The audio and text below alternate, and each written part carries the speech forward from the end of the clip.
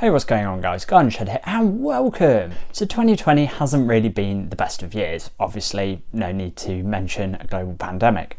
But I think there are still some fantastic things that have happened this year, for me personally and also for the channel. Now, every year I release a video basically saying what I have achieved in the previous year and what I would like to achieve in the next year. And that's just down to me as a person. I really like to set myself little targets which I can reach each year. So looking back at 2020, lots has happened. Now, obviously, I moved into my house. Now, that was something that I mentioned in my previous recap video.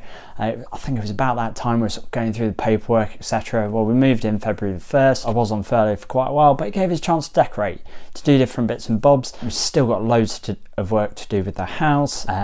We need to get in here sorted, which is effectively our spare room. And then when I'm recording off the bike videos, there'll actually be a nice space in order to record. Obviously, I said I really wanted to get a second bike, possibly a Himalayan. Two of the main goals that I wanted to achieve this year I have achieved, and I'm absolutely loving. I have no regrets whatsoever about them.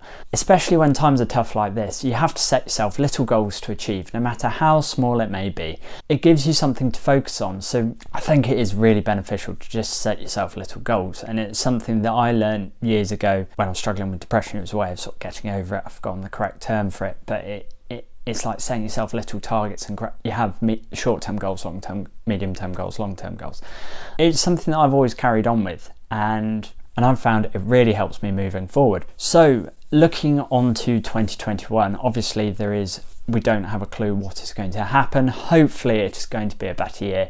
There's lots and lots of things that I'd really like to do. So the main focus for my 2021 is going to be improving the content that I make. I think I could do a better job, and I'm really keen to learn more about editing. I taught myself to edit just the very basics when I was making gaming videos. My editing technique has not changed in those 10 years. I basically just put the slides together, and that's about it. There's no fancy trickery, there's no color correction, no sound correction. I've changed the volume levels and things like that. I'd really just like to refine my editing, learn new techniques, and improve the video quality that you guys get. That is both in terms of editing, that is in terms of filming. So thinking about how I'm going to film things a little bit beforehand rather than just doing it off the cuff, which this is, and I'd really like to do it in terms of improving kit reviews and things like that. A lot of my riding kit I've had for about 3 or 4 years now. I've covered in excess of 15,000 miles in most of my kit. I'd really like to do some sort of long-term owner's reviews of that. And I've touched on little bits in the past. It has basically been me waving a glove going, oh, this is an RST glove. I really just like to try and get a little bit more detail into them, change up the content level on the channel. In editing and recording, I really like to up my game. So moving on to bikes and things like that, I've already booked myself onto 2 of the rides for Super Good Motorcycle Rides for Autism. Did a video on that the other week, which I'll put a link up there, so you can have a look at the details on that if that may be something that interests you. I've expressed in the last year that I really want to start taking the Himalayan off-road, doing a little bit of green laning.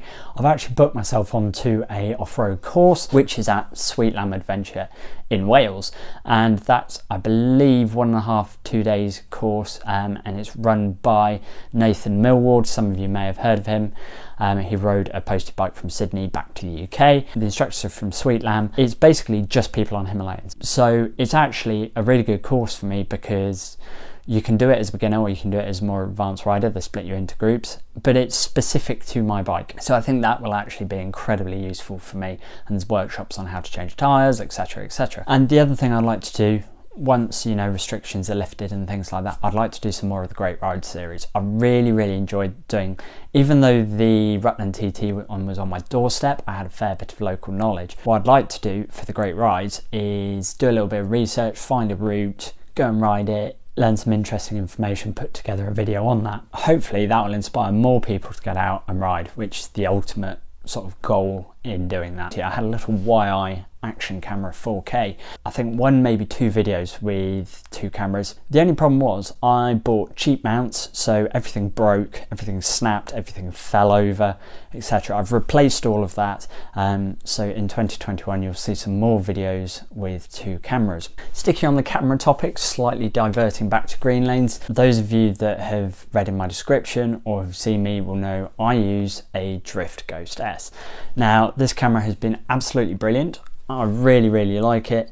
I've been using one since 2015 when I first started riding, first started motovlogging, and short of replacing the camera with another one, my motovlogging setup has not changed in the slightest. If I'm going to be doing green laning content, I think a key thing of that is video stabilization, which the Ghost S doesn't have, because otherwise it's just going to be completely unwatchable. Possibly looking at upgrading my cameras, something with image stabilization. The YI has it, but it has no function to be able to input a microphone. So hopefully, you know, we can improve equipment. So that is something that I'm really keen on. Basically, what I want to try and do in 2021 is just improve the level of the content that I offer. Better constructed, better film, rather than just winging it, which is what I have been doing. There's little bits of kit that I bought in the last year, like the Tascam, the tripod, etc. It would be nice to start sort of putting those in rather than doing just things on the fly and off the cuff.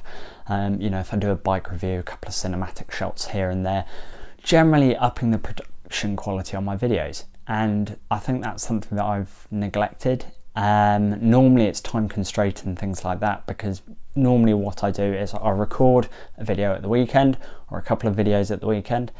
I will edit it Monday night, render and upload it Tuesday night, it goes live Wednesday evening. So it's more about sort of planning my time around it so I can actually spend more time editing. Now obviously a huge milestone this year has been reaching 1,000 subscribers. And I just want to say a huge thank you to everyone. That has been absolutely amazing.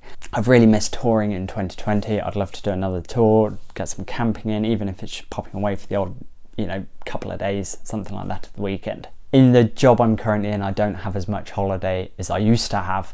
I think I actually have about 2 weeks less. I'm definitely going to have a week away somewhere on the bike. Don't have a clue where it's going to be. There is mention of the Pyrenees for my dad's 60th, but that may go into 2022 depending on COVID, etc.